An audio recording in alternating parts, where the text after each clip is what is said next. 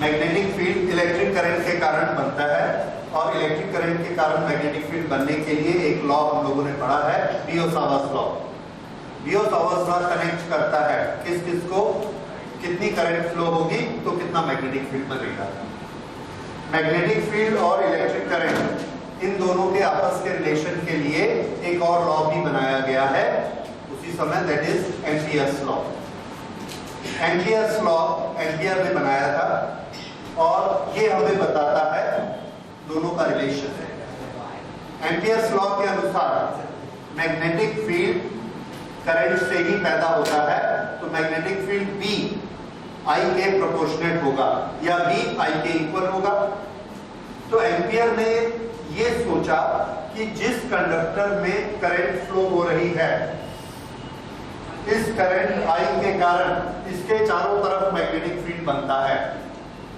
और magnetic field की shape कैसी होती है, एक सर्कुलर लूप के फॉर्म में उसकी शेप होती है। वो यहां पर सर्कुलर लूप बनेगा। क्या एक ही सर्कुलर लूप बनता है? आंसर है नो, बहुत से बन सकते हैं। जिस पॉइंट पर भी देखेंगे हमको एक मैग्नेटिक फील्ड मिलेगा और उसकी डायरेक्शन अगर उसके साथ चलते जाएंगे तो ये इस तरह से दूसरा लूप, ये तीसरा लूप, इस तरह से मैग्नेटिक फील्ड की शेप होती है। अगर उसकी डायरेक्शन देखेंगे तो लूप के फॉर्म में वो घूमेगा। इस लूप का हर पॉइंट यहां से सेंटर से अगर r डिस्टेंस पर है तो दूसरा पॉइंट भी r होगा, तीसरा पॉइंट भी r होगा, क्योंकि ये एक सर्कल है। तो एक सर्कल का हर पॉइंट r डिस्टेंस बराबर पर होगा। अगर करंट I फ्लो हो रही है, हर पॉइंट का डिस्टेंस r है, तो हर पॉइंट पर मैग्नेटिक फील्ड की क्वांटिटी भी एक समान होगी। अब यहां से I के कारण जो मैग्नेटिक फील्ड बनता है, उस मैग्नेटिक फील्ड की डायरेक्शन अलोंग द लूप है। तो यहां पर मैग्नेटिक फील्ड की डायरेक्शन हमको ऐसी मिलेगी, यहां पर ऐसी मिलेगी, यहां पर ऐसी मिलेगी और यहां ऐसी, यानी मैग्नेटिक फील्ड इस लूप के टेंजेंशियल होगा। फिर से एक करंट फ्लोइंग कंडक्टर है, स्ट्रेट कंडक्टर, इसके चारों तरफ हमने ऐसे लूप बनाया। इस लूप में मैग्नेटिक फील्ड हमको मिलेगा हर पॉइंट पर और उसकी डायरेक्शन कैसी होगी, टेंजेंशियल टू द लूप। ये बात समझ में आती है। अब देखिए, उसने एम्पियर ने एक कैलकुलेशन की, यहां पर मैग्नेटिक फील्ड की स्ट्रेंथ निकाली। यहां पर उसकी स्ट्रेंथ है मान लीजिए B2 और ये लेंथ ली dl। उसके बाद B2 के साथ में ये वाली लेंथ को मल्टीप्लाई किया, किस किस को मल्टीप्लाई कर रहे हैं, B इंटू dl। यहां पर B की वैल्यू B2 है तो B2 into dl, B2 into dl, फिर यहां पर B2 into dl, B2 into dl, ऐसा करके इस पूरे को उन्होंने मल्टीप्लाई किया। और ये जो BDL, BDL, BDL सब जगह आया, सबको आपस में ऐड कर दिया और पूरा लूप लिया। अगर पूरे लूप के BDL को ऐड किया गया है तो मैथमेटिकली हम इसमें क्लोज इंटीग्रल लगा देंगे। क्लोज का मतलब क्या है, एक जगह से इंटीग्रेशन करना शुरू किया है और उसी जगह पर हम वापस आ गए। टोटल ये जो इंटीग्रल BDL है, इसकी वैल्यू के बारे में एम्पियर ने बताया कि ये वैल्यू करंट पर डिपेंड करेगी और ये वैल्यू होगी I। और I के साथ मल्टीप्लिकेशन होगा मीडियम का जो भी कांस्टेंट है, that is permeability of the medium, that is mu naught. तो फिर से इसी चीज को लिखते हैं, closed integral BDL is equal to mu naught I। ये एक रिलेशन बनाया एम्पियर। I क्या है, इसमें जाने वाली करंट। इंटीग्रल DL क्या है, DL वो लंबाई है जो कि इस करंट के चारों तरफ हमने एक क्लोज लूप बनाया है। उस लूप का हर पॉइंट पर हमने क्या लिया, B। B into DL, B into DL, B into DL, this is line integral of magnetic field। Line integral of magnetic loop. तो ये एक क्लोज लूप है। इस क्लोज लूप का इंटीग्रेशन BDL की जो भी वैल्यू आएगी वो वैल्यू म्यू नॉट I के बराबर होती है। इसी चीज को अब दूसरे लूप में देखिए। अगर हम इस लूप पर आते हैं तो इस लूप में आप देखेंगे integration dl plus dl plus dl plus dl, ये वाला लूप इस लूप से बड़ा दिखता है कि ये लूप इस लूप से बड़ा है। हमने क्या किया, यहाँ पर जो b की वैल्यू है उस b की वैल्यू को यहाँ के dl से मल्टीप्लाई किया। यहाँ पर b बनता है b1, यहाँ बनता है b2, यहाँ बनता है b3। तीनों की स्ट्रेंथ अलग अलग हो सकती है। इस b3 को इस dl से मल्टीप्लाई किया, b3 को dl से किया, b3 को dl से किया और इन सब को आपस में इंटीग्रेट कर दिया। फिर से हमको क्या मिला, bdl।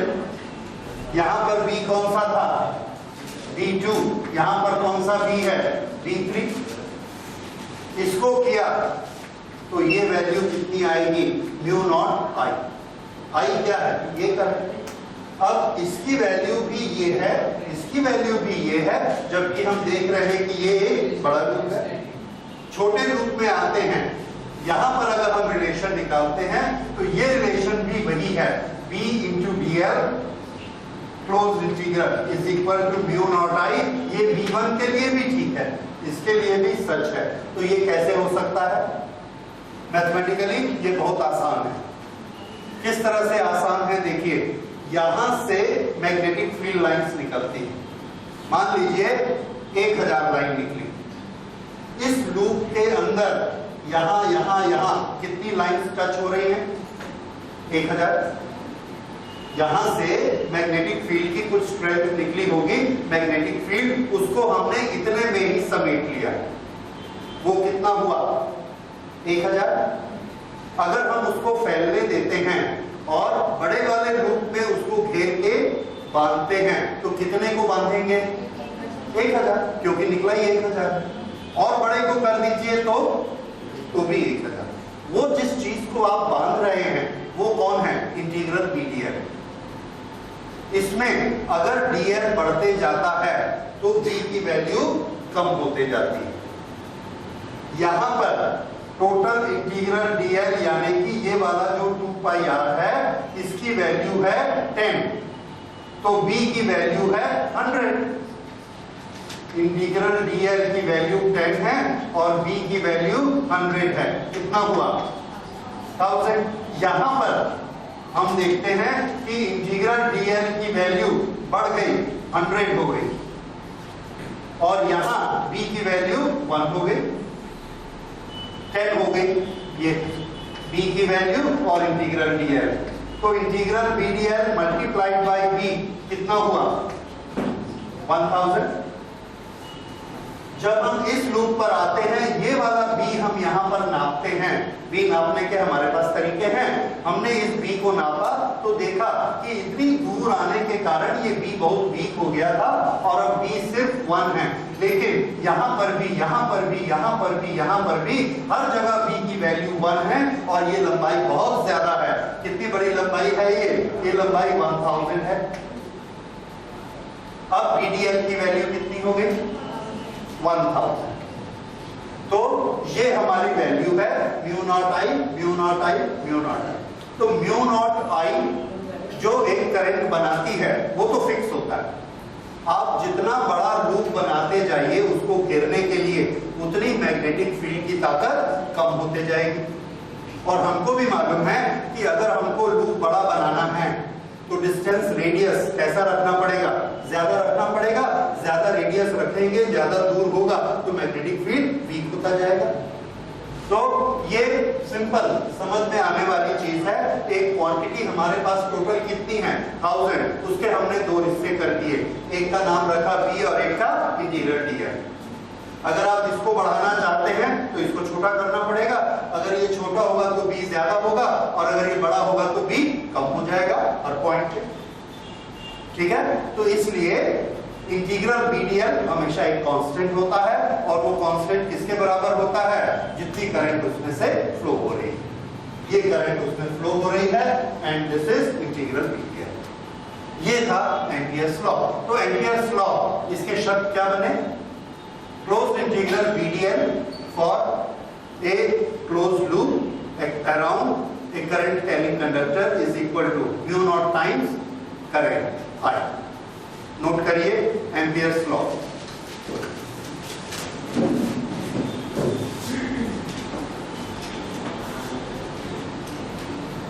क्लोज्ड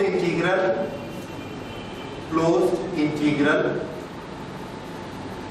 बीडीएल, इसको आप ऐसा लिखेंगे closed integral B vector dot DL vector. Closed integral B DL for a closed loop around a current carrying conductor,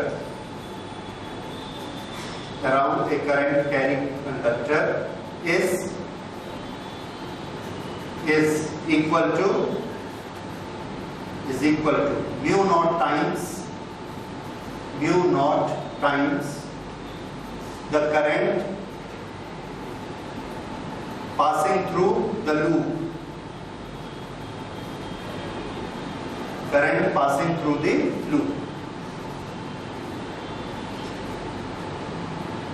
okay. अब इसके बाद छोटे छोटे डाउट और क्या ये लूप, इस लूप के बारे में और हम डिस्कस करते हैं। क्या ये लूप सर्कल ही होना चाहिए?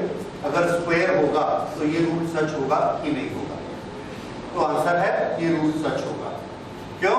प्रैक्टिकली हम समझते हैं कि अगर किसी मैग्नेटिक फील्ड को हमने कंटेन करना है तो हमको एक क्लोज धागा चाहिए, एक क्लोज स्ट्रिंग चाहिए, उससे बांधेंगे। अगर उसकी शेप स्क्वायर है या उसकी शेप राउंड है या उसकी शेप इलिप्टिकल है, पूरे एरिया को तो बांध देगी। इसलिए शेप से कोई फर्क नहीं पड़ता। शेप से क्या होता है? अलग अलग जगह पर B का और DL का एंगल बदल सकता है। अब ये वाली चीज थोड़ी सी कॉम्प्लिकेटेड है, उसको देखिए। ये हमने शेप ऐसी इलिप्टिकल ली और ये सर्कुलर शेप है मैग्नेटिक फील्ड B और ये है लूप। तो हम क्या देखते हैं कि यहां पर ये B की डायरेक्शन है और ये DL की डायरेक्शन है। यहां पर ये B की डायरेक्शन है और ये DL की डायरेक्शन है। यहां पर ये B की डायरेक्शन है, ये DL की डायरेक्शन है। तो हम क्या करते हैं, ये जो दोनों मल्टीप्लिकेशन करते हैं ये एक दूसरे के टेंजेंशियल होने चाहिए। शुरू से हम पढ़ रहे हैं कि B और DL दोनों एक ही डायरेक्शन है। टेंजेंशियल कैसे होंगे? इस B का हम कंपोनेंट बनाएंगे। इस B का ये एंगल अगर थीटा है तो इसका कौन सा कंपोनेंट DL के साथ साथ चलेगा? आंसर है ये अगर B है तो ये होगा B cos थीटा। फिर से ये लाइन इसको रिप्रेजेंट करती है DL को और ये लाइन इसको रिप्रेजेंट करती है DB को या B को। तो ये एंगल थीटा है, इसका हमने ये एक कंपोनेंट लिया। ये कंपोनेंट कितना होगा? B cos theta. ये जो B cos थीटा है ये DL के साथ कैसा रहेगा? टेंजेंशियल। और हमको जो मल्टीप्लिकेशन करना है वो किसके साथ करना है? टेंजेंशियल कंपोनेंट के साथ करना है। ये एम्पियर का नियम। तो इसका एक कंपोनेंट ये बना और एक कंपोनेंट ये बना।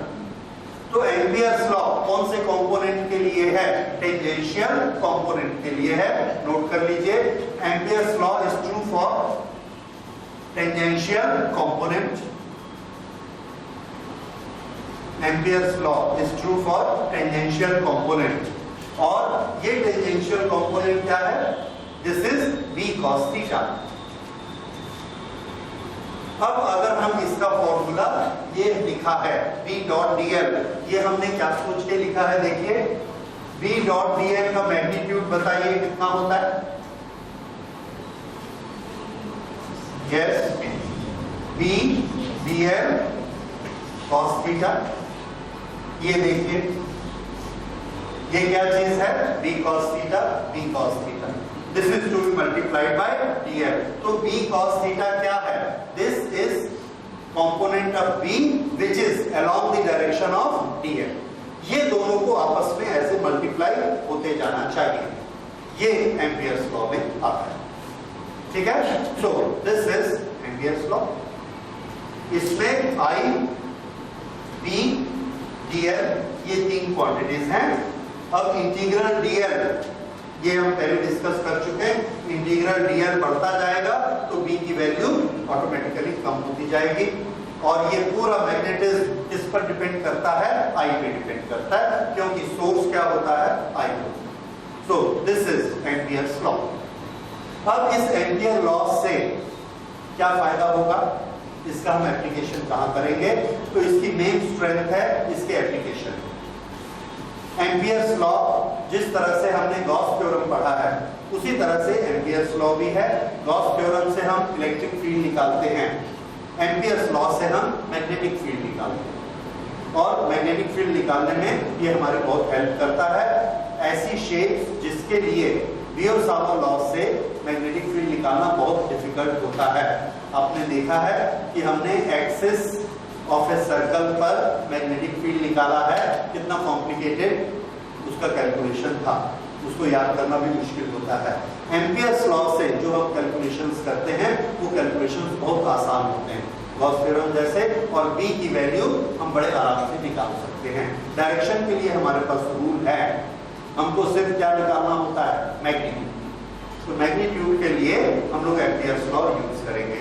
तो सबसे पहले हम शुरू करते हैं to find out magnetic field due to a straight current carrying conductor with help of Ampere's law. Current I is flowing through a infinitely long, that is very long, straight conductor. There is a point P at distance r from the conductor and we have to find out magnetic field at point P. हमारे पास कौन सी चीज है? I. Current कितनी flow हो रही है? I. और हमको पॉइंट P जो कि r डिस्टेंस पर है, ये डिस्टेंस हमको मालूम है r. इस पॉइंट पर हमको मैग्नेटिक फील्ड की वैल्यू चाहिए. ओके, तो इसके लिए हम स्टेप स्टार्ट करते हैं जैसे कि गॉस थ्योरम के स्टेप थे. उन चारों स्टेप को याद करिए. पहला स्टेप क्या था उसमें? Draw a Gaussian surface. यहाँ पर हम लोग गॉसियन सरफेस न बनाकर एक लूप बनाएंगे और उस लूप का नाम है एम्पीरियन लूप. तो स्टार्ट करते हैं. Draw an Amperian loop.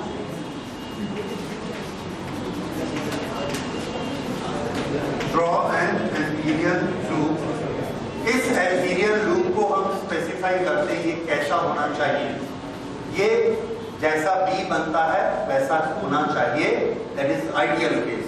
नहीं होगा तो दूसरे तरीके से बनाएंगे. तो गॉस थ्योरम में भी हम यही कोशिश करते हैं कि सिमेट्रिकल. यहाँ पर B किस शेप में होता है? B की डायरेक्शन कैसी होती है? सर्कल के फॉर्म में. इसलिए हम एम्पीरियन लूप भी कैसा लेंगे? सर्कल के फॉर्म में. So draw an Amperian loop in the shape of a circle.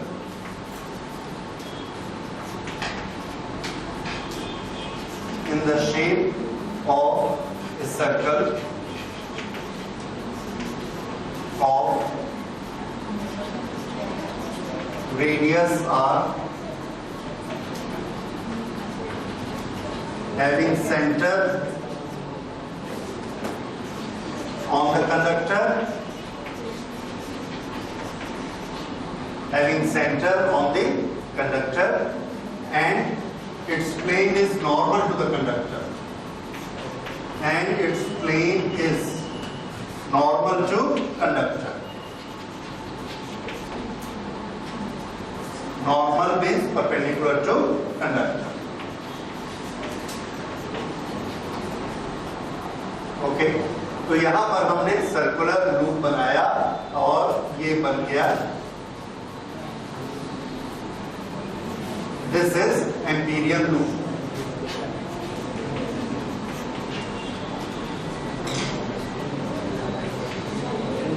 इस एम्पीरियन लूप का रेडियस कितना है? r. तो इसकी टोटल लेंथ भी आप निकाल सकते हैं 2 पाई r. ओके, अब इसके बाद हमने लिया पहला। अब इसके साथ हमने क्या स्पेसिफाई करते थे उसमें कि इलेक्ट्रिक फील्ड की डायरेक्शन हमारी सरफेस की डायरेक्शन के साथ कैसी है। इसमें हम क्या प्रूव करेंगे कि मैग्नेटिक फील्ड की डायरेक्शन इस लूप के रिस्पेक्ट में कैसी है। तो नोट करते हैं, the magnetic field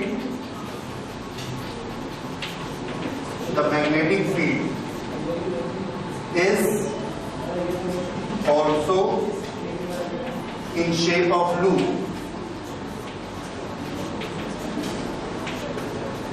hence it is tangential, to imperial loop.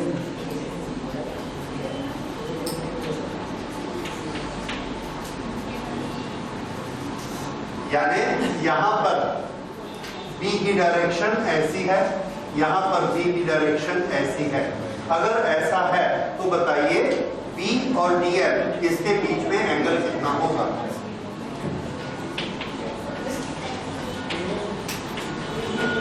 Angle between B and DL is 0 degree।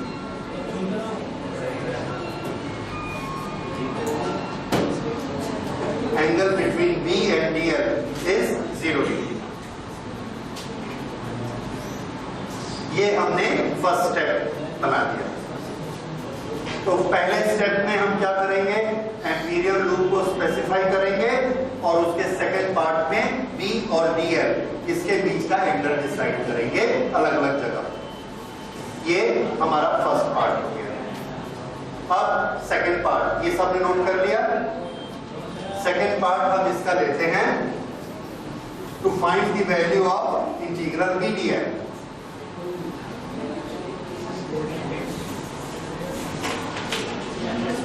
Close integral b dot d l is equal to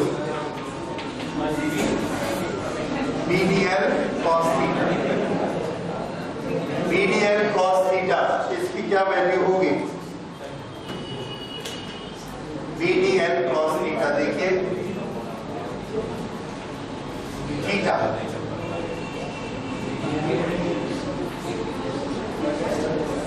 theta की value यहां पर क्या दी जाएगी, 0। अगर थीटा 0 है तो cos 0 कितना होता है, 1। ये 1 हो गया। अब क्या बचा, क्लोज इंटीग्रल BDL। B की वैल्यू यहां पर, यहां पर, यहां पर, यहां पर, हर जगह B की वैल्यू कैसी है, एक समान। अगर B की वैल्यू हर जगह एक समान है, then we will treat it as a constant। B is a constant। तो इंटीग्रेशन सिर्फ किसका होगा, DL का होगा। So this is equal to B closed integral DL। B closed integral DL इसकी वैल्यू बताइए। ये DL, DL, DL सबको मिला के हमने बंद कर दिया तो कितना हो गया, 2 पाई r। ये हमने किसकी वैल्यू निकाली, क्लोज इंटीग्रल PDL। ओके, इसके बाद third part,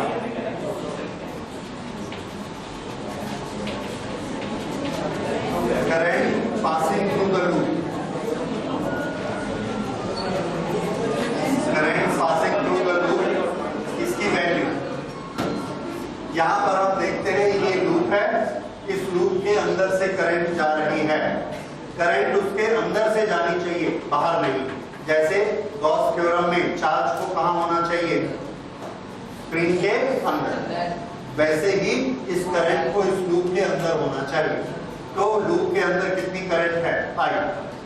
so current passing through loop is I। Okay, उसके बाद fourth part, applying Ampere's law।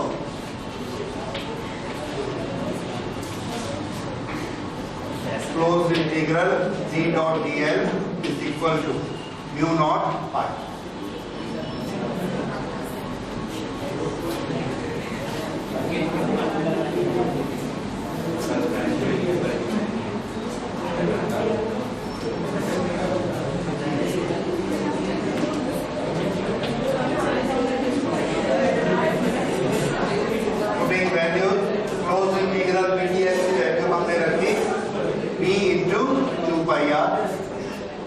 equal to mu naught I. So B is equal to mu naught I upon 2 pi r. ये B कहां पर है? तो answer है कि ये B लूप के हर पॉइंट पर है और लूप का एक पॉइंट कहां है? P पे। इसलिए ये B की वैल्यू कहां पर है? P पर है। हर पॉइंट पे B हमने लिया तो P पर भी वैल्यू कितनी ली? B। तो ये B की वैल्यू हमने यहां पर निकाली, mu naught I upon 2 pi r। Direction हमको मालूम है, ये सर्कुलर डायरेक्शन में होगा और डायरेक्शन के लिए राइट हैंड पाम रूल हमें पता है। राइट हैंड पाम रूल से हम इसकी डायरेक्शन निकाल सकते हैं और मैग्नीट्यूड कितना होगा इसका? mu naught I upon 2 pi r। Okay, तो ये एम्पियर को यूज करके हमने बड़ी आसानी से B की वैल्यू निकाली। Here is a solenoid। इस सोलेनॉइड का स्पेसिफिकेशन आपको दिया जाता है कि इसमें कितने number of turns per unit length है।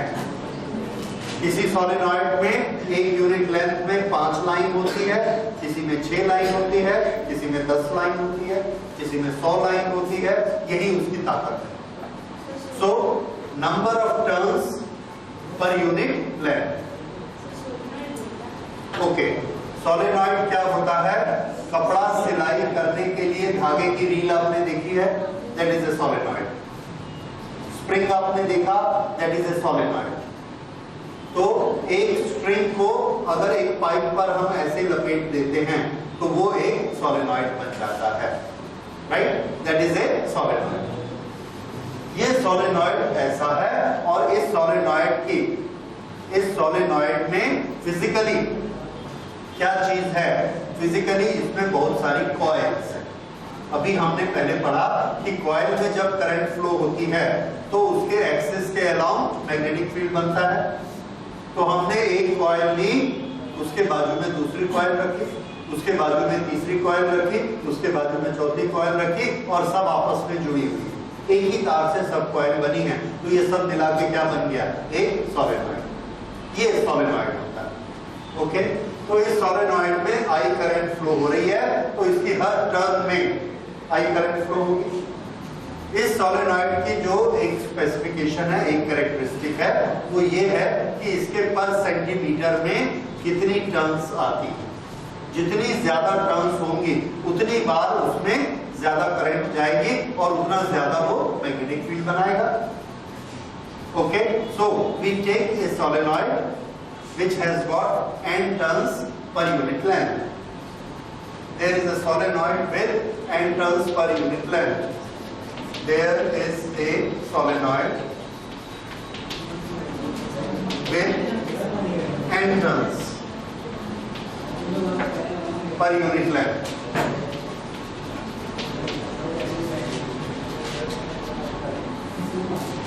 इसकी टोटल लंबाई, ये टोटल लेंथ, इसको अगर हम L मान लें तो आप बता सकते हैं कि इसमें टोटल टर्न्स कितनी होंगी।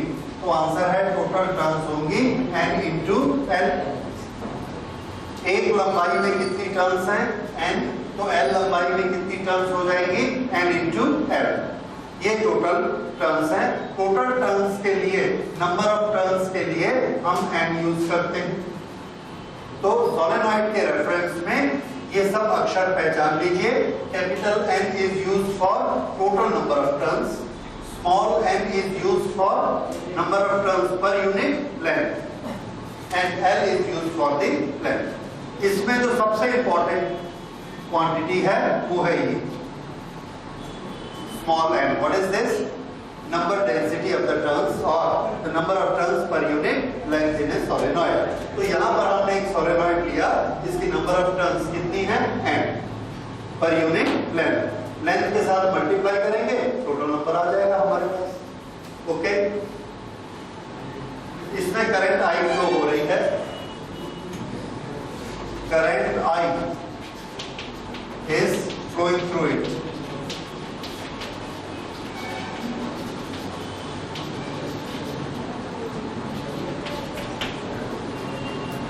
अब ये ऐसे सर्कुलर कॉइल से बना है। अगर ये ऐसे सर्कुलर कॉइल से बना है तो इसके एक्सिस पर मैग्नेटिक फील्ड बनेगा, तो इसके अंदर मैग्नेटिक फील्ड बनेगा। और हम यहाँ इसके अंदर कोई एक पॉइंट लेते हैं एक्सिस पर, पॉइंट P। इस पॉइंट P पर हमको मैग्नेटिक फील्ड चाहिए कि इसकी क्वांटिटी कितनी होगी। Current I is flowing through it, we have to find magnetic field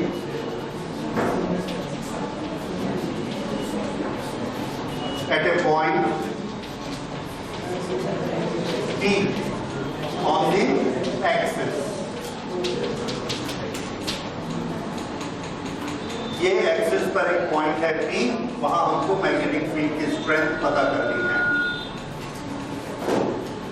okay, अब इसके लिए हम शुरू करते हैं अपना एम्पियर्स लॉ लगाने का तरीका।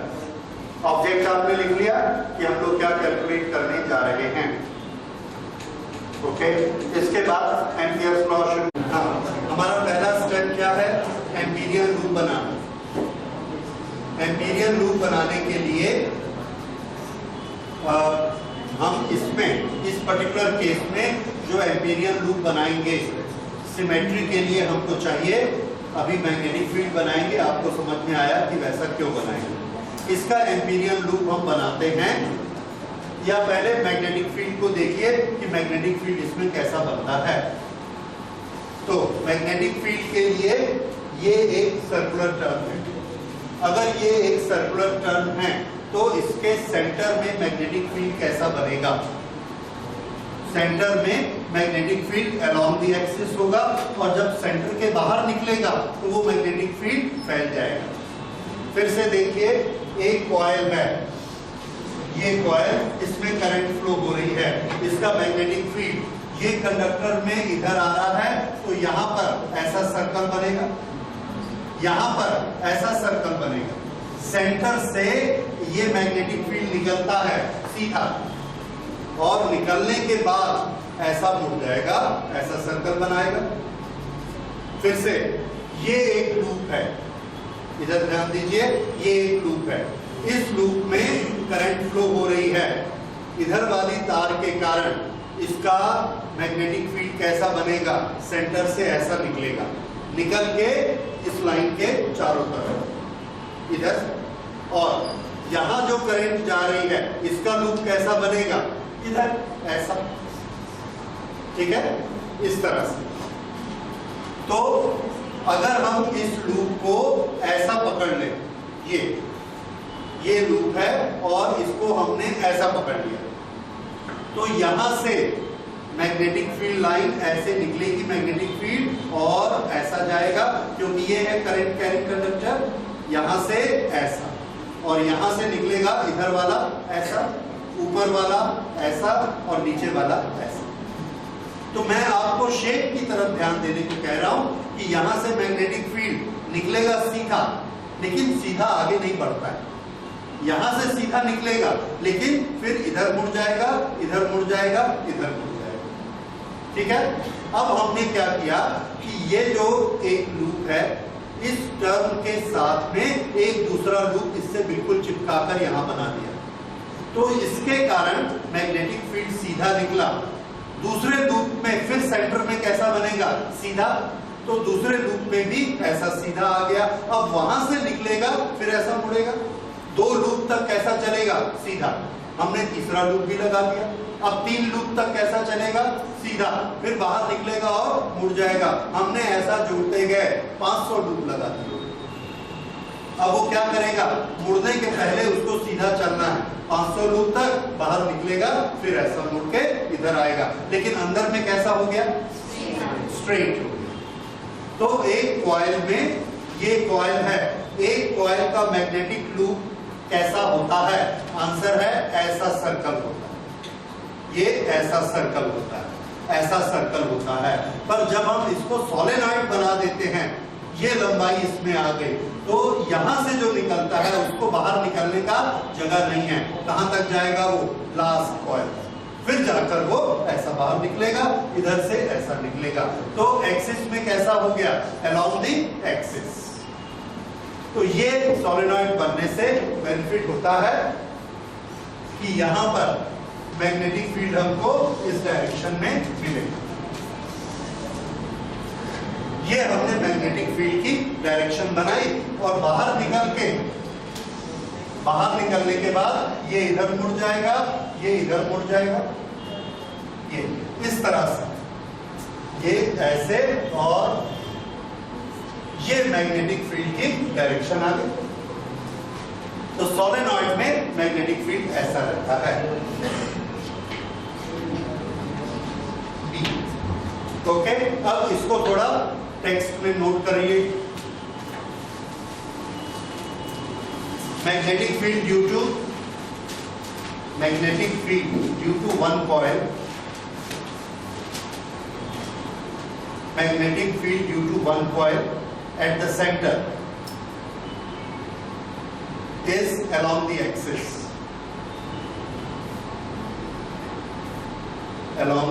axis.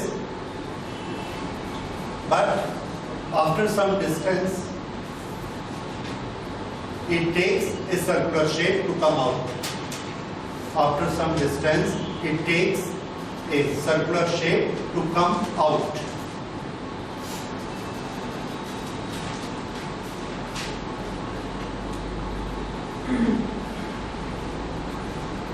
In solenoid, there is a second turn adjacent to first. In solenoid, there is a second turn adjacent to first. Therefore, magnetic field direction remain along the axis up to second turn.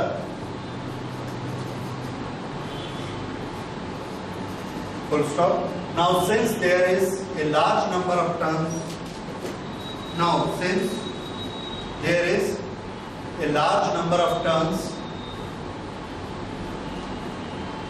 carrying current, the magnetic field keep itself along the axis till the last turn.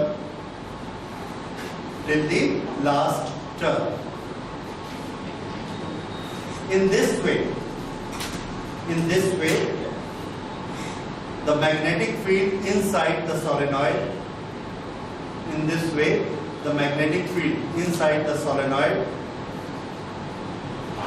become parallel to the axis.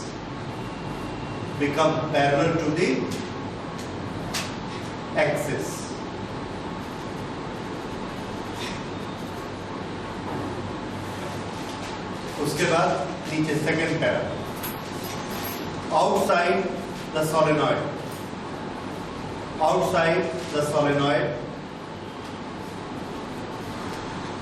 at some distance the magnetic field may be zero.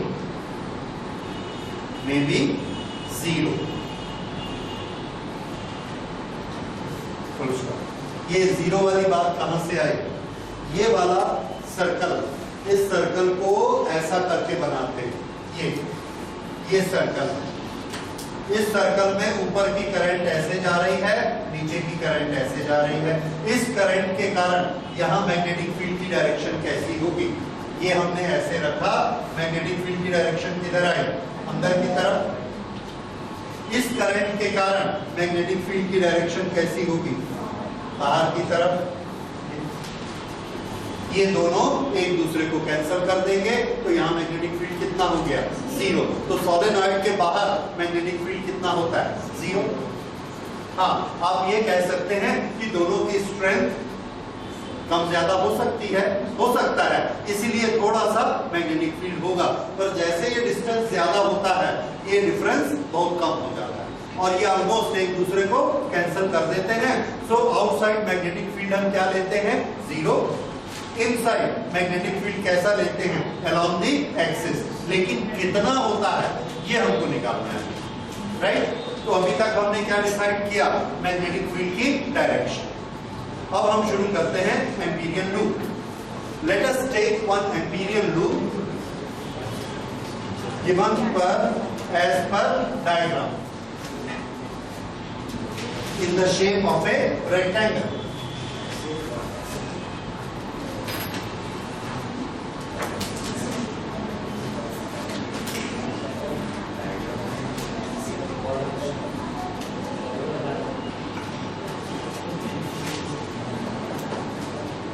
Okay, note करिए. Let us take Amperian loop in the shape of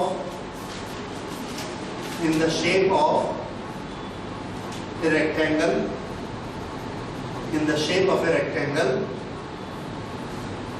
L, M, N, O, in the shape of a rectangle L, M, N, O, L. ये L, M, N, O, L, ठीक है? इसमें हम ABCD नहीं ले पाएंगे क्योंकि B किसके लिए यूज कर रहे हैं? मैग्नेटिक फील्ड के लिए। PQRS भी नहीं ले पाएंगे क्योंकि P हमने उस पॉइंट का नाम रख दिया, तो इसीलिए जो खाली थे उससे बनाया L, M, N, O। Okay, ये एम्पीरियल लूप क्यों बनाया ऐसा? सर्कल क्यों नहीं बनाया? इसमें देखिए जो नीचे वाली लाइन है O से N, उस लाइन का हर DL B के साथ कैसा है? पैरेलल है, टेंजेंशियल है। अगर हम गोल बनाते तो क्या वो टेंजेंशियल होता? नहीं होता, इसलिए हमने गोल नहीं बनाया। तो हमको सिमेट्री रखनी है। यहाँ पर भी कैसा है? टेंजेंशियल, तो यहाँ पर भी टेंजेंशियल, यहाँ पर भी और यहाँ पर। इस पूरी लाइन का एंगल B के साथ कितना है? 90। यहाँ पर भी 90, यहाँ भी 90, यहाँ भी 90, यहाँ भी। इस तरह से अगर हमको एक सिमेट्री नहीं मिली तो हमने 4 सिमेट्री ली, पर बहुत ज्यादा नहीं ली। अगर हम सर्कल ऐसा बनाते, इस तरह से ऐसा सर्कल बनाते तो हर पॉइंट पर उसका एंगल अलग अलग बदलता, and that was not symmetrical. इसलिए हमको ऐसी शेप लेनी चाहिए जहां पर B सिमेट्रिकल हो। यही प्रिंसिपल हमारा गॉस थ्योरम में था और यही प्रिंसिपल हमारा एम्पीरियल लूप में है। Okay, so this is Amperian loop. अब इसके बाद आप लिखेंगे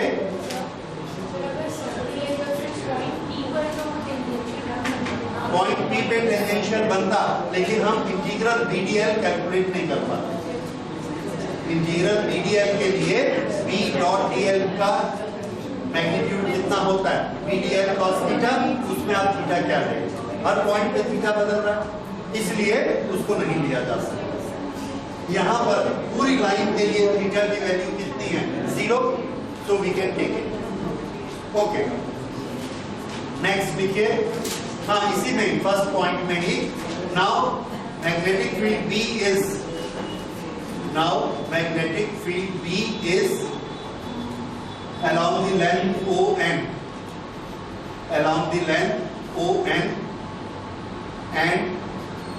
and perpendicular to the lines LO and MN, perpendicular to the lines LO and MN। Okay, ये हमने फर्स्ट पॉइंट बता दिया। अब सेकेंड पॉइंट में हम क्या करते हैं? तो आंसर है सेकेंड पॉइंट में हम BDL की कैलकुलेशन करते हैं। फर्स्ट में हम एम्पीरियल लूप बताएंगे, B की डायरेक्शन बताएंगे। सेकेंड में कैलकुलेट करते हैं close integral B dot DL is equal to closed integral BDL cos theta is equal to। अब ये वाला स्टेप इसका सबसे जरूरी है, इधर ध्यान दीजिए sir. Okay, close integral BDL cos theta किसके लिए करना है? आंसर है पूरे लूप के लिए करना, तभी क्लोज इंटीग्रल कहलाएगा। लेकिन पूरे लूप में डायरेक्शन अलग अलग है। यहाँ पर थीटा की वैल्यू b के साथ अलग है और इसके लिए अलग है। थीटा की वैल्यू कितनी बार बदलती है? आंसर है 4 बार, क्योंकि रेक्टेंगल के कितने साइड्स हैं? 4। इसलिए इस पूरे इंटीग्रेशन को हम 4 हिस्से में बांट देते हैं। यहाँ पर हम इंटीग्रेट करेंगे 1 बार, 2, 3, 4। ये वाला इंटीग्रेशन कहां से कहां होगा? तो आंसर है ये O से लेके M तक, ये M से लेके M, ये M से लेके L और ये L से लेके O।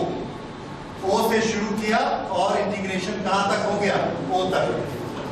ये हमने क्लोज इंटीग्रल के ये टुकड़े कर दिए और सबको आपस में प्लस कर दिया। ये बात समझ में आई? और हर एक के अंदर क्या लिखा जाएगा? BDL cos theta. ओके, तो ये BDL cos theta, BDL cos theta, BDL cos theta and BDL cos theta. This is equal to. अब हर एक को अलग अलग शुरू करते हैं। यहां पर देखिए B, यहां पर हमने B की वैल्यू B दी हुई है, तो ये थ्रू आउट एक जैसी वैल्यू है, तो ये B की वैल्यू बाहर आ जाएगी इंटीग्रेशन के। B integral DL, integral DL हमने किया यहां से यहां तक, ये इसकी लेंथ हमने मानी L, तो ये कितना हो जाएगा? B into L। ये क्या है? Integral DL cos theta, theta कितना है इसके लिए? 0, तो cos थीटा कितना होगा? 1। अब थीटा cos थीटा 1 हो गया। इंटीग्रल DL किसके बराबर है?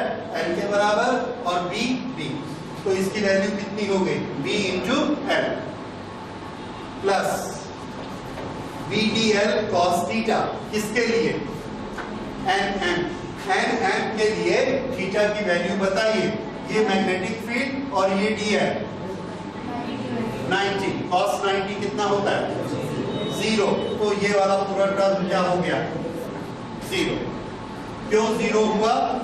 Theta is equal to 90 plus, अब M से L तक आएगा, M से L, M से L, इसके सारे पॉइंट सोलेनॉइड के बाहर हैं। अगर ये पॉइंट सोलेनॉइड के सब पॉइंट बाहर हैं, तो वहां पर B की वैल्यू कितनी होगी? 0। इसमें से इसकी वैल्यू क्या हो गई? 0। cos थीटा 0 नहीं हुआ, क्योंकि cos 180 -1 होता है, लेकिन B क्या हो गया? 0। अगर B 0 हो गया तो फिर से BDL cos थीटा कितना हो गया? 0 plus BDL cos theta LO, L से लेके O तक, ये वाला एंगल कितना है? 90, और cos 90 कितना होता है? 0, so this is again 0, so this is equal to B into L। ये हमने किसकी वैल्यू निकाली? Closed integral BDL। ठीक है, कोई पॉइंट नहीं समझ में आया हो बताइए। वहां पर B की वैल्यू 0 है, वो हमने पहले करके देखा था, तो B की वैल्यू 0 है, and anything multiplied with 0 is 0, इसलिए वो 0 हो गया। ठीक है, ओके, ये क्लोज इंटीग्रल BDL की वैल्यू आ गई। अब इसको हमने यहां रोक दिया। अब अगली कैलकुलेशन लेते हैं।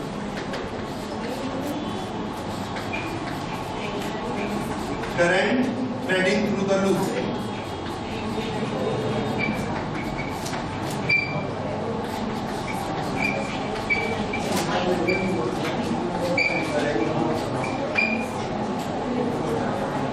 Current threading through the loop. Threading through ये हम लोग एक यूज करते हैं, इसलिए आपने वो कढ़ाई का काम देखा होगा, एम्ब्रॉयडरी, उसमें हम एक फ्रेम बनाते हैं, उसको हम कंपेयर करते हैं एम्पीरियन लूप से, और धागा सुई में लेके ऐसा अंदर डाला जाता है और ऊपर से निकाला जाता है। ये है electric current. So this current should thread through the loop. बिल्कुल उसी तरह से ही करंट आनी चाहिए या करंट जानी चाहिए।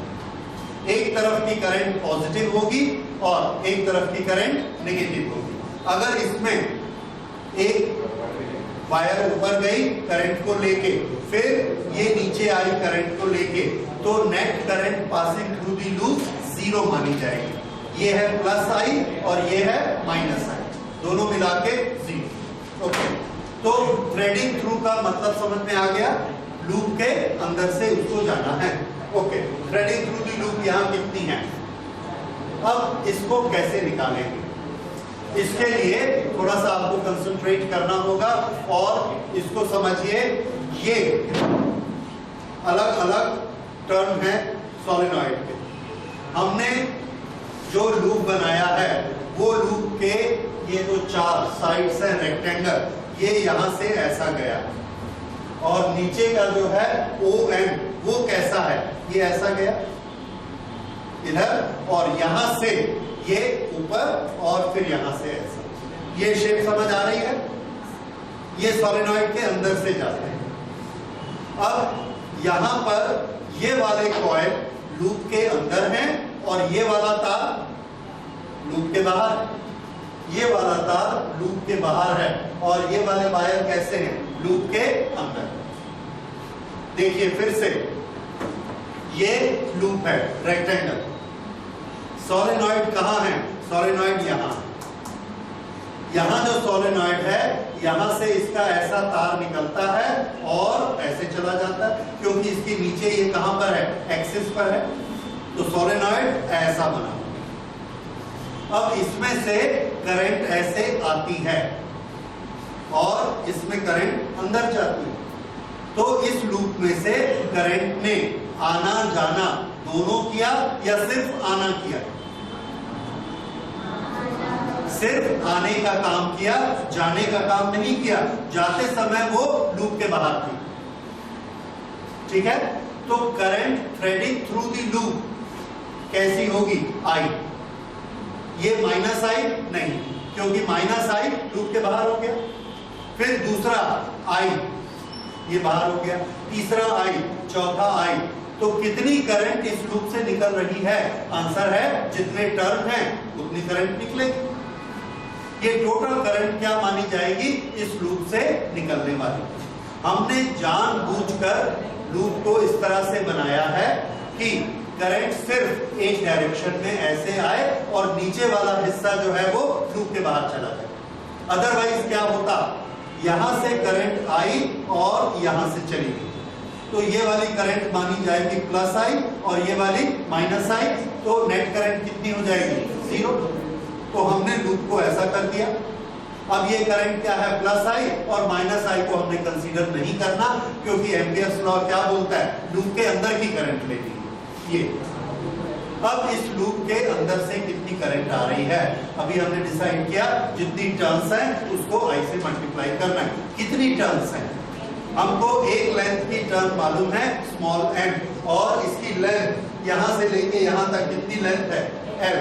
तो यहां से लेके यहां तक कितनी टर्न्स होंगी? N L। एक टर्न में कितनी करंट होती है? I। तो N L टर्न्स में कितनी करंट होगी? N L into I। So current passing through the loop, number of turns through loop, N into L. Current through loop,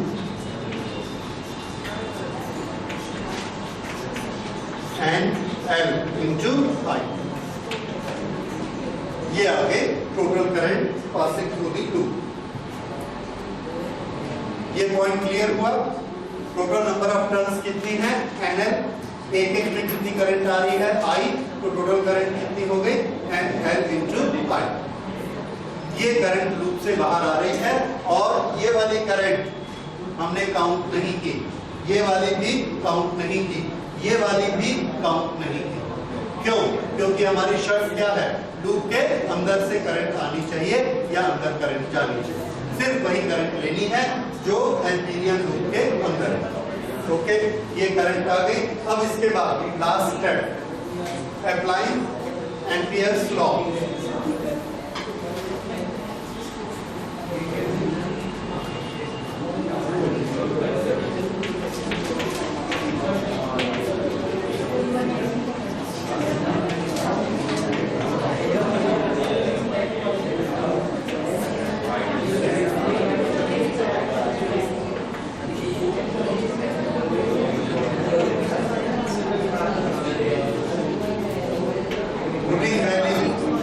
की वैल्यू हमने क्या निकाली थी, VL, और ये रहा म्यू नॉट। I की वैल्यू कितनी है, एंड I क्या है, total current passing through the loop. Now how much is the total current passing through the loop, total current passing through the loop is NLI। तो इसकी जगह हमने क्या लिखा, NLI।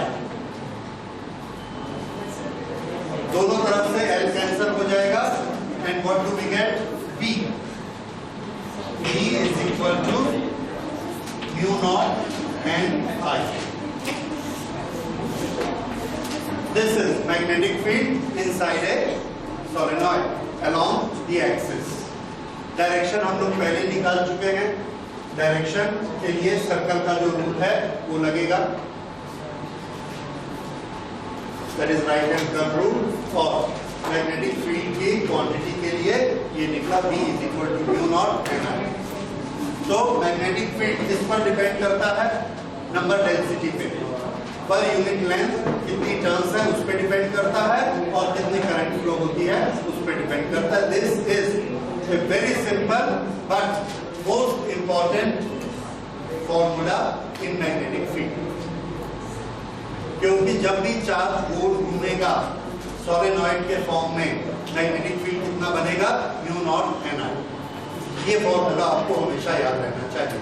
So this is magnetic field inside a solenoid. एक छोटी सी चीज इसमें और होती है कि ये जो किनारे पर आप देख रहे हैं, यहाँ पर ये मैग्नेटिक फील्ड लाइन ऐसी हो जाती है और यहाँ मैग्नेटिक फील्ड वीक हो जाता है। ये जो मैग्नेटिक फील्ड एकदम किनारे किनारे पे होता है ये वीक होता है, और हमने जो वैल्यू निकाली है ये पूरी अंदर है जहां पर पैरेलल लाइन बन रही है। तो जो किनारे का मैग्नेटिक फील्ड है उसको कैलकुलेट करके लिखा गया, strength of that magnetic field is half of this magnetic field. तो यहाँ पर और यहाँ पर मैग्नेटिक फील्ड की स्ट्रेंथ क्या होगी, हाफ म्यू नॉट NI। पर उसको आप कभी भी किसी भी न्यूमेरिकल में या कहीं पर यूज नहीं करेंगे अनलेस स्पेसिफिकली आस्क्ड कि क्या किनारे पर V की वैल्यू म्यू नॉट NI होती है, और answer will be no, it is half of mu naught NI। Otherwise throughout the solenoid it is mu naught NI। तो म्यू नॉट NI ये हमने याद रखना है सोलेनॉइड के लिए। So this is the method how you have done for solenoid. Okay, अब अगली एक शेप हम लोग और लेते हैं इसमें। ओके, अब इधर ध्यान दीजिए, ये एक टॉरॉइड है, इसमें करंट I फ्लो होती है इसकी सर्कॉइल में। इसका मीन रेडियस कितना है, R, सेंटर के रेडियस। ओके, तो जब इसमें करंट फ्लो होती है तो इस करंट के कारण मैग्नेटिक फील्ड बनता है। हमने कैलकुलेट करना है कि इसका मैग्नेटिक फील्ड कितना बनता है। अगर ये कैलकुलेट करना है कि मैग्नेटिक फील्ड कितना बनता है तो हमको पहले ये सोचना चाहिए कि मैग्नेटिक फील्ड हम कहाँ पर निकालना चाहते हैं। मैग्नेटिक फील्ड कहाँ पर निकालना है, इसके लिए हमारे पास यहाँ तीन पॉसिबिलिटीज हैं। वो है magnetic field outside the torrid, outside, ये वाला पॉइंट इनसाइड, और ये वाला point with in torrid. Okay, ये हमने तीन बना लिए और तीनों जगह पर हम मैग्नेटिक फील्ड निकालेंगे। ओके, ये नाउ द पॉइंट P, पहले आसान वाला लेते हैं, where it is inside.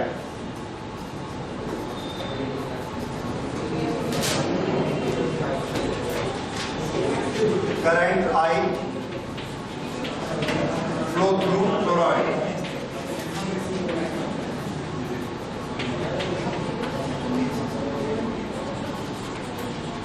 We have to calculate magnetic field B at different points.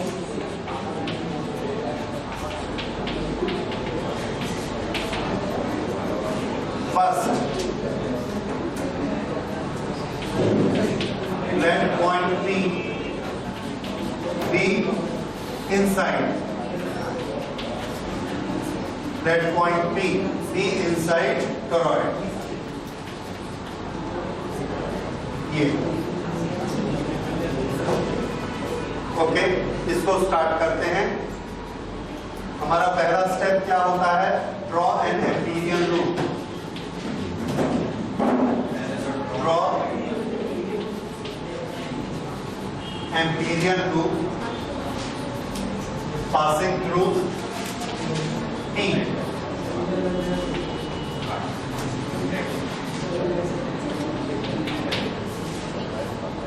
Symmetry के हिसाब से टोरॉइड एक सर्कुलर शेप है, तो हम लूप भी कैसा लेते हैं? Circular shape.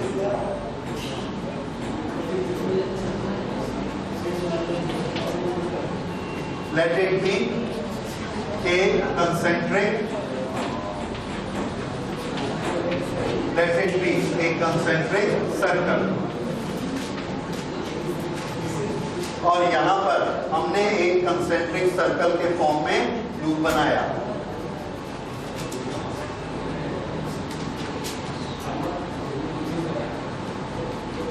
ये यहां P से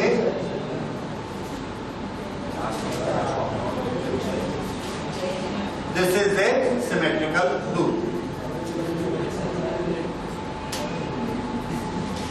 ओके, अब ये बताइए, ये एम्पीरियल लूप हमने बनाया, how much is the current threading through this loop?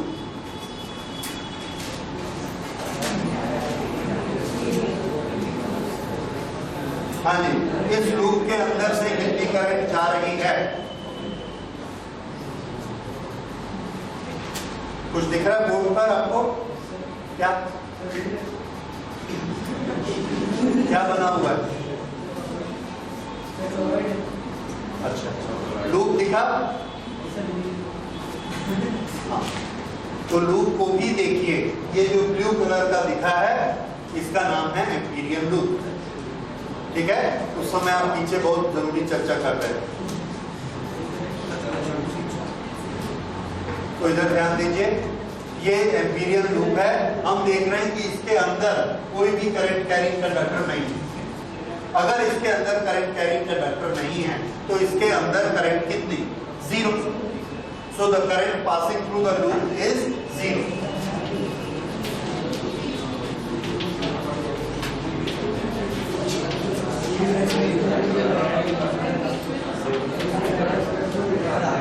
अगर करंट थ्रू लूप जीरो है तो हमारा इक्वेशन यही शॉर्टकट कर देते हैं।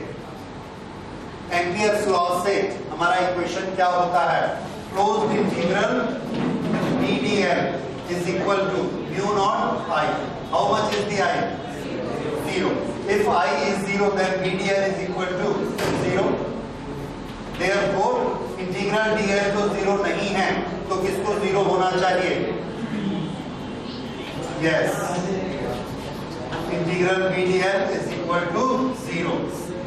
Since dl is not 0, therefore P is equal to 0.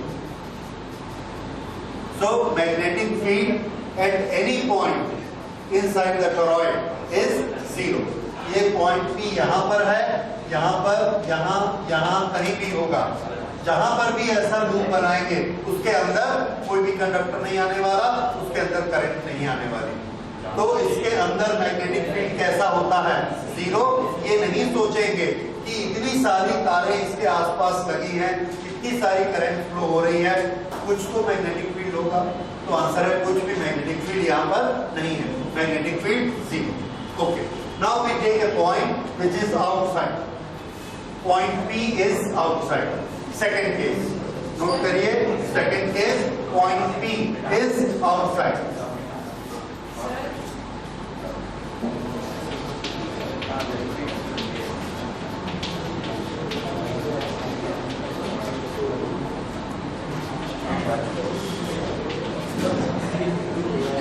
Okay, outside करोगे। फिर से वही काम करेंगे। We will draw a Amperian loop. Draw an Amperian loop passing through P।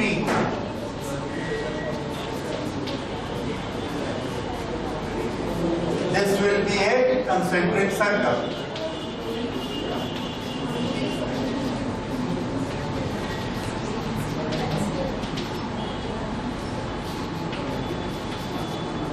This is a concentric circle. यहां से हमने ये लूप बनाया।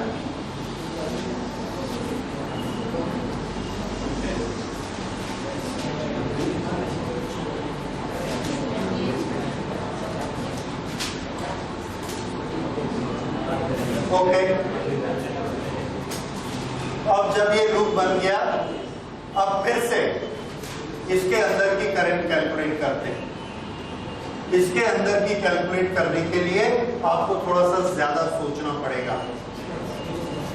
ये जो व्हाइट लाइन सर्कल की दिख रही है, इस व्हाइट लाइन पर एक पेपर की शीट डालिए। ऐसे प्लेन पेपर की शीट डालेंगे तो वो इस टोरॉइड को क्या करेगी? इस टोरॉइड को ऐसा बीच से काटते हुए चली जाएगी। ये कुछ बात आ रही समझ में? टोरॉइड ऐसा है, गोल, ऐसा ऐसा ऐसा, ट्यूब जैसे। ओके, यहां से हमने एक पेपर लिया और इस पेपर को ऐसे डाला इस तरफ से। तो ये क्या करेगा? ये जो ट्यूब है इसको ऐसा आधा काटेगा और ऐसा चला जाएगा। ये क्या है? Amperian loop. इस तरह से एम्पीरियल लूप में जो प्लेन बना वो प्लेन ऐसा बना, शीट। ये शीट जो बनेगी इसमें आप देखिए ऊपर का ये वाला हिस्सा कैसा आएगा? आधा आधा सर्कल और आधा शीट के पीछे। इस साइड में ये बॉटल दीजिए ऊपर, ये इस साइड में ऐसा है बॉटल जैसे, और ऐसे इस पे लिखा हुआ है। हमने पेपर ऐसे डाला। ये अगर पेपर ऐसा गया है पार होके, तो यहां पर ये तार इसमें से निकला और ये तार इसके अंदर गया।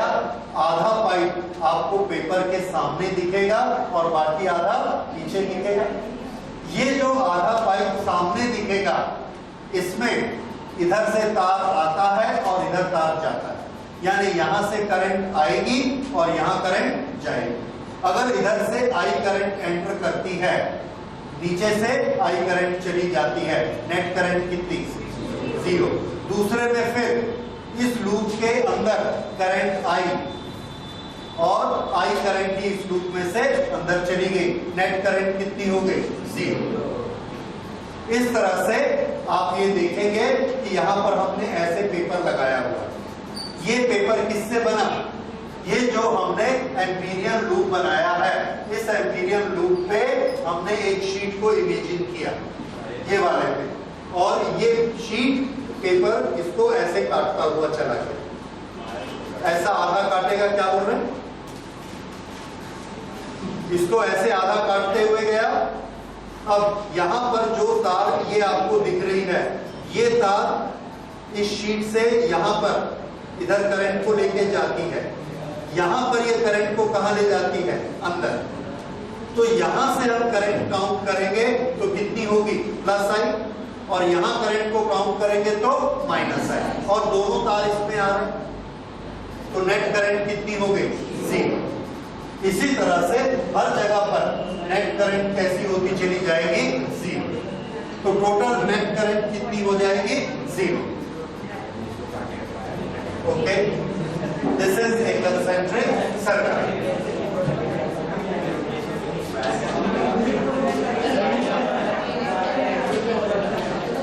The quantity of current going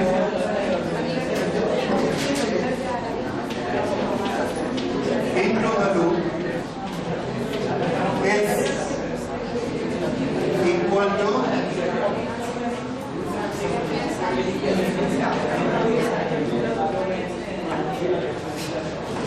quantity of current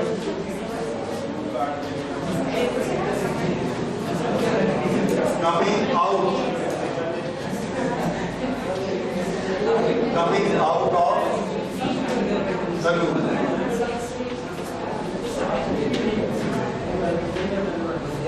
Hence,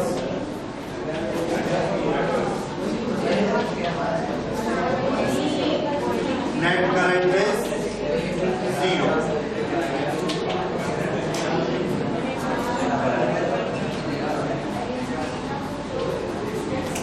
Okay.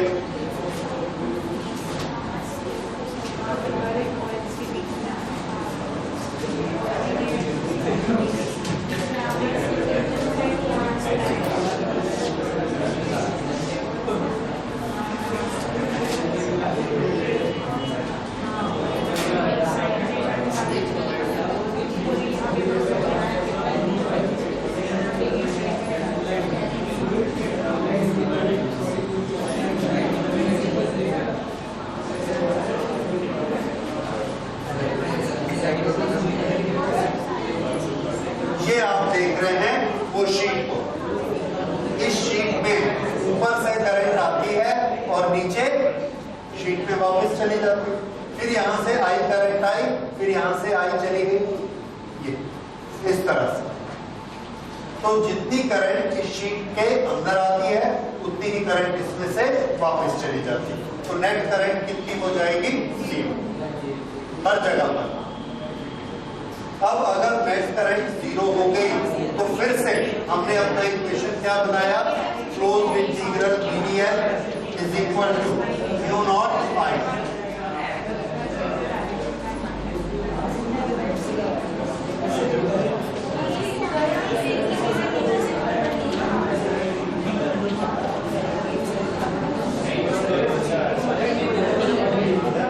फिर से B की वैल्यू कितनी हो जाएगी? 0।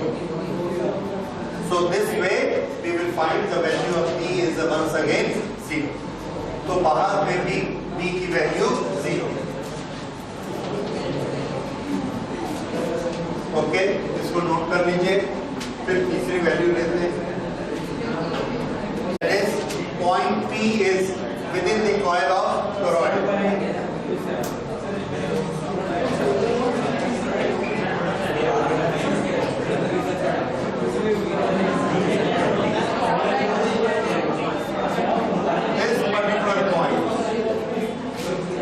ओके, अब इधर ध्यान दीजिए, ये पॉइंट, इस पॉइंट की ही कैलकुलेशन लंबी होगी और इसमें बी की कुछ वैल्यू आएगी। ओके, लेकिन स्टेप्स वही हैं ऑलमोस्ट जो हमने सोलेनॉइड के लिए किए थे। तो पहला स्टेप क्या है? हमको इसमें एक एम्पीरियल लूप बनाना है और एम्पीरियल लूप सर्कल ही बनेगा because that is symmetrical. So first point, draw an Amperian loop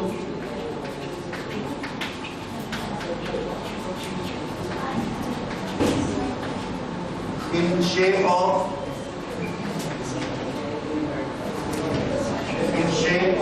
a concentric circle.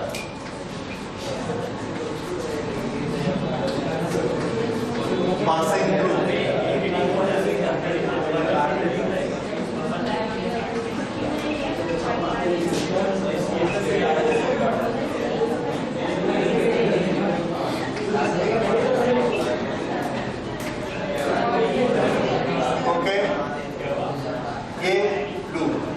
इसके साथ हमने B को एक्सप्लेन करना है कि इसके अंदर B कैसा होगा।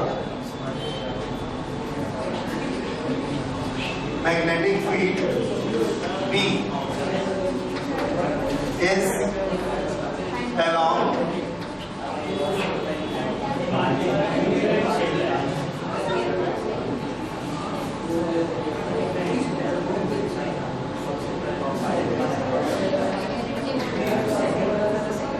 axis of each turn or is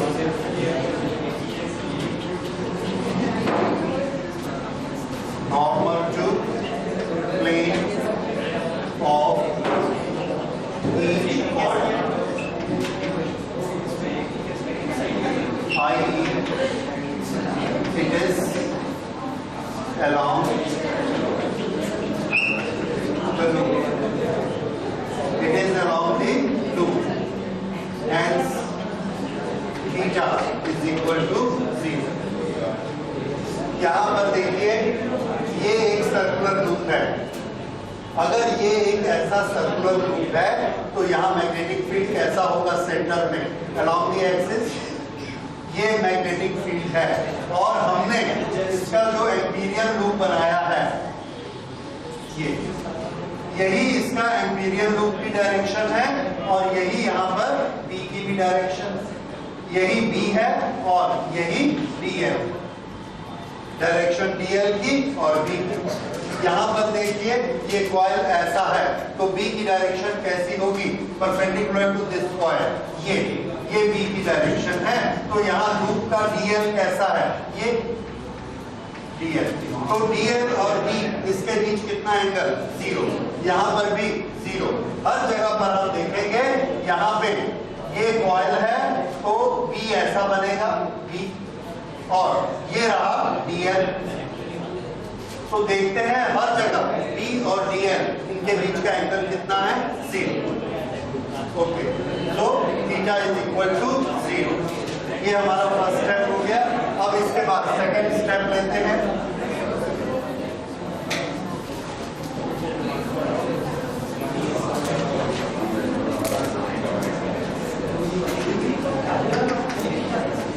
second step है क्लोज्ड इंटीग्रल PdL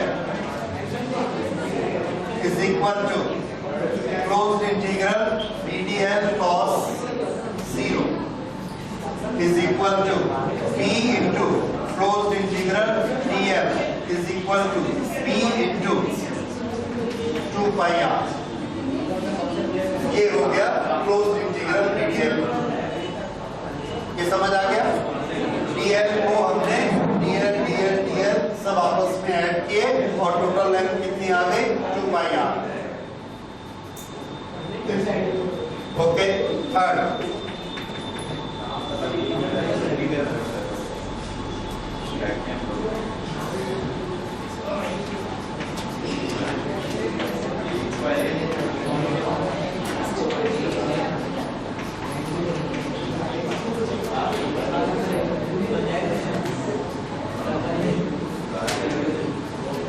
ओके, ये थर्ड पॉइंट जरा आप लोग सोचिए।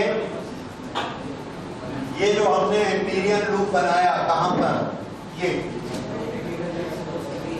इस लूप के अंदर क्या करंट की वैल्यू 0 है या नहीं? नहीं है। क्यों नहीं है? यहां पर इसके अंदर ये करंट है, ये करंट इसके अंदर जा रही है और ये करंट यहां से बाहर आ रही है, लेकिन यहां पर हमारा लूप है तो लूप के अंदर ये वाला तार माना जाएगा और ये तार लूप के अंदर नहीं माना जाएगा। और ये तार करंट को अंदर ले जा रहा है, ये तार भी करंट को अंदर ले जा रहा है। सब तार अंदर की तरफ जा रहे हैं। जो बाहर आने वाले हैं वो कैसे हैं? लूप से बाहर। ये वाले सब लूप के बाहर हैं और ये करंट को ऐसा लेकर आते हैं और ये करंट को अंदर लेके जाता है। और हमने लूप यहाँ बनाया तो यहाँ से लेके यहाँ तक अगर हम एक पेपर को ऐसा इमेजिन करते हैं तो ये वाली तार तो इस पेपर में आती है पर ये वाली तार इस पेपर में नहीं आती। तो हर जगह हम क्या देखते हैं? ये करंट अंदर जा रही है, ये करंट अंदर जा रही है, ये करंट अंदर जा रही है, पर बाहर आने वाली करंट लूप के अंदर नहीं है, बाहर आने वाली करंट लूप के बाहर है। इसलिए यहाँ पर ये सब करंट आपस में ऐड हो जाएगी, माइनस होने वाली कोई करंट नहीं है, तो ये करंट जीरो नहीं हो पाती। तो ये करंट कितनी होगी? तो आंसर है जितने नंबर ऑफ टर्न्स हैं उसको I से मल्टीप्लाई कर देंगे। अब इसमें नंबर ऑफ टर्न्स कितने होंगे, तो एक यूनिट लेंथ में कितने होते हैं n, और टोटल लेंथ कितनी है 2 pi r। 2 pi r is the total length. तो number of turns two pi r into n, current 2 pi r n into I, current spreading through the loop।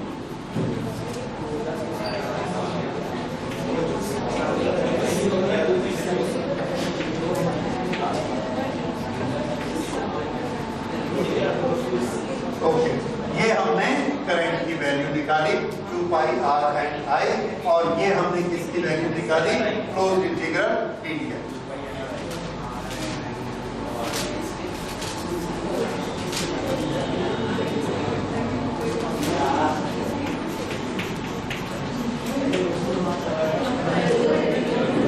Applying Ampere's law,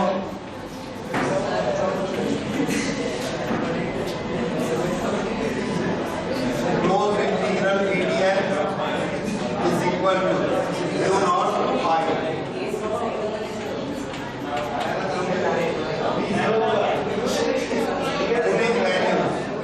ddl की value कितनी है, b into 2 pi r।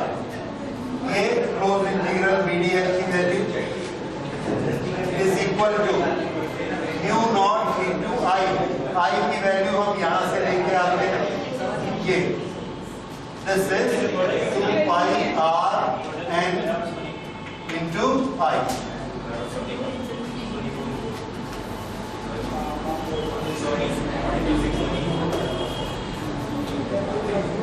Okay, दोनों तरफ से cancellation कर दीजिए, तो b की वैल्यू कितनी आ जाएगी, mu not an I। b is equal to mu naught and I। This is magnetic field inside the toroid। और ये आप देख रहे हैं वही एक्सप्रेशन आया जो सोलेनॉइड के लिए, ठीक है।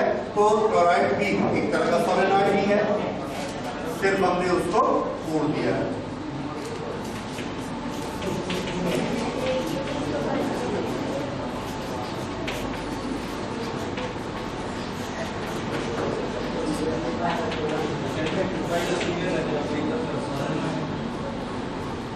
सोलेनॉइड और टोरॉइड ये बहुत इंपॉर्टेंट हैं हमारे एक्सपेरिमेंट्स के लिए, जहां हमने मैग्नेटिक फील्ड बनाना हो, सोलेनॉइड में बनाते हैं या टोरॉइड में बनाते हैं। इसमें अगर हमको, जो मैंने पहले आपको बताया था, अगर हाइड्रोजन के पॉजिटिव आयंस को, जो बहुत गर्म होते हैं, प्लाज्मा स्टेज में होते हैं, उनको अगर हमने कैप्चर करके रखना है तो इसमें करते हैं, उसको हम लोग टोरॉइड में कैप्चर करके रखते हैं, या सोलेनॉइड में उसकी मैग्नेटिक बॉटलिंग करते हैं। उसकी जब मैग्नेटिक बॉटलिंग होती है तो उसमें हम 2 सोलेनॉइड यूज करेंगे।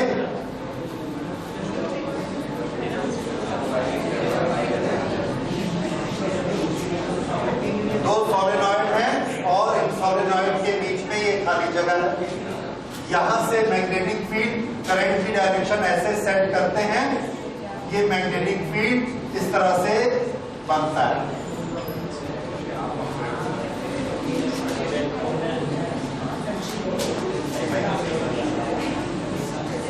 ये मैग्नेटिक फील्ड,